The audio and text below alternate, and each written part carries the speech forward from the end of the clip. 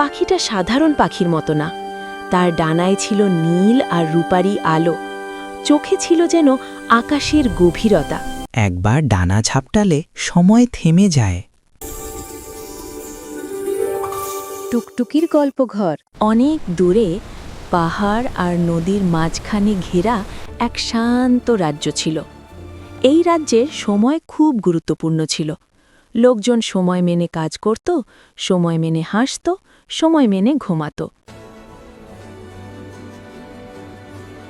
কিন্তু এই রাজ্যে মানুষ একটা কথা জানত না, সময়কে কেউ থামাতে পারে না। এই রাজ্যের এক প্রান্তে থাকত এক কিশোর ছেলে, তার নাম ছিল আরিন।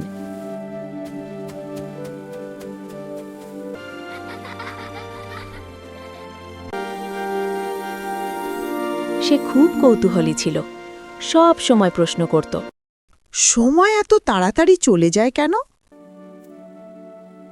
সময় যদি একটু থেমে যেত কেমন হতো? একদিন আরিন গভীর জঙ্গলের ভেতরে চলে গেল।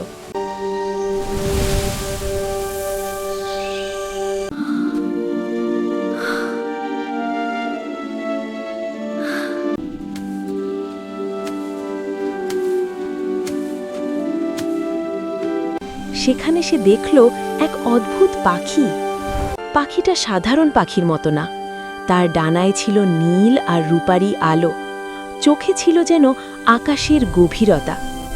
পাখিটা শান্ত কণ্ঠে বলল, তুমি সময় নিয়ে এত প্রশ্ন করো কেন? আরিন অবাক হয়ে বলল। তুমি কথা বলো? পাখি হেসে বলল। আমি সময়ের বন্ধু। আরিন কাপা গলা জিজ্ঞেস করল, সময় কি থামানো যায়? পাখিটা কিছুক্ষণ চুপ করে রইল, তারপর বলল, একবার ডানা ঝাপটালে সময় থেমে যায়। হঠাৎ চারপাশ নিস্তব্ধ হয়ে গেল। পাতা পড়া থেমে গেল, নদীর ঢেউ থেমে গেল, পাখির ডানা ঝাপটানোর শব্দ ছাড়া কিছুই নেই। আরিন ভয় আর আনন্দে কাঁপতে লাগল। এদিকে আরিনের মাথায় এক দুষ্টু বুদ্ধি এলো। আরিন পাখিটাকে ধরে তার সাথে করে বাড়িতে নিয়ে এলো। বাড়িতে এনে পাখিটাকে সে একটা খাঁচায় বন্দি করে রাখল। আরিন পাখিটাকে বলল, আমি তোমার মতো সময় থামাতে চাই। পাখি আরিনের হাতে একটি ছোট নীল রূপালী পালক দিল। পালকটা কোনো সাধারণ পালক ছিল না, এটা নরম আলো ছড়ায়, যেন ভেতরে সময়ের কোনা ভাসছে। পাখিটা বলল, এটা শুধু একটা পালক না, এটা তোমার হৃদয়ের সাথে বাঁধা। সময় থামবে শুধু তখনই যখন পালকটা তোমার বুকের সাথে মেশাবে। আবার সময় তখনই স্বাভাবিক হবে যখন তোমার বুকের সাথে মিশিয়ে সময় স্বাভাবিক হতে বলবে। পাখি আরিনকে বলল, মনে রেখো, সময় থামানো মানে দায়িত্ব নেওয়া। আরিন প্রথমে এই শক্তি ভালো কাজে ব্যবহার করল। সে দেখল এক বৃদ্ধ লোক রাস্তা পার হতে পারছে না। সে তার পালকের সাহায্যে থামানো সময়ের মধ্যে এক বৃদ্ধকে রাস্তা পার হতে সাহায্য করল।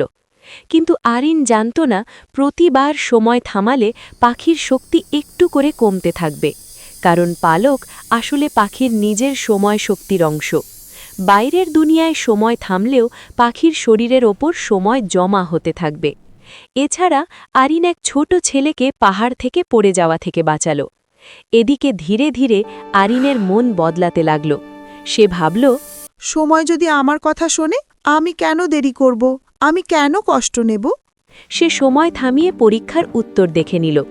এছাড়া সময় থামিয়ে নিজের ভুলগুলো লুকাতে লাগল। পাখিটা একদিন বলল, তুমি সময়কে বন্ধু না বানিয়ে দাস বানাচ্ছ। আরিন বিরক্ত হয়ে বলল, আমি তো কাউকে কষ্ট দিচ্ছি না। পাখি শান্ত গলায় বলল, সব কষ্ট চোখে দেখা যায় না। এদিকে আরিন তার খুশি মতো সময় থামিয়ে যা ইচ্ছে তাই করতে লাগল, আর তার অজান্তেই পাখির শক্তি একটু করে কমতে থাকল। একদিন আরিন খেয়াল করল পাখিটার ডানা আর আগের মতো উজ্জ্বল না। পাখি দুর্বল কণ্ঠে বলল, প্রতিবার তুমি সময় থামাও, সময় তার ভার আমার উপর ফেলে। আরিন প্রথমবার ভয় পেল, কিন্তু সে থামেনি। একদিন সে সময় থামালো খুব দীর্ঘ সময়ের জন্য। যখন সময় আবার চলল, রাজ্যে অদ্ভুত জিনিস ঘটতে লাগল। মানুষ ভুলে যেতে লাগল, ফুল সময়ের আগে ঝরে পড়ল, শিশুরা হাসি হারালো। আরিন দৌড়ে পাখিটার কাছে গেল। সে কাঁদতে কাঁদতে বলল, আমি কি ভুল করেছি? পাখি ধীরে বলল। তুমি সময় থামাওনি, তুমি জীবনের গতি ভেঙে দিয়েছ। আরিন বলল। আমি ঠিক করতে চাই। পাখি বলল। সময় ঠিক হয় না, সময়কে সম্মান করতে হয়। আরিন তার ভুল বুঝতে পারল। সে পাখিটা খাঁচা থেকে মুক্ত করে দিল। পাখি শেষবার ডানা মেলল। একটা উজ্জ্বল আলো চারদিকে ছড়িয়ে পড়ল। সময় আবার স্বাভাবিক হল, কিন্তু পাখিটা আর কথা বলল না। সে আকাশে উড়ে মিলিয়ে গেল। আরিন অনেকক্ষণ চুপ করে দাঁড়িয়ে রইল। সেই দিন থেকে সে আর সময় থামাতে চায়নি। সে সময়ের সাথে হাঁটতে শিখল। সময় নিয়ে পালানো না, সময় নিয়ে বাঁচা। এই গল্প আমাদের শেখায়, সময়কে থামানোর শক্তি নয়, সময়কে সম্মান করার শক্তি সবচেয়ে বড়। যে সময়কে ঠকাতে চায়, শেষে সে নিজেকেই হারায়। গল্পটা ভালো লাগলে লাইক দিও, বন্ধুদের সাথে শেয়ার করো আর সাবস্ক্রাইব করতে ভুলো না কিন্তু। দেখা হবে নতুন জাদুকরি গল্প নিয়ে।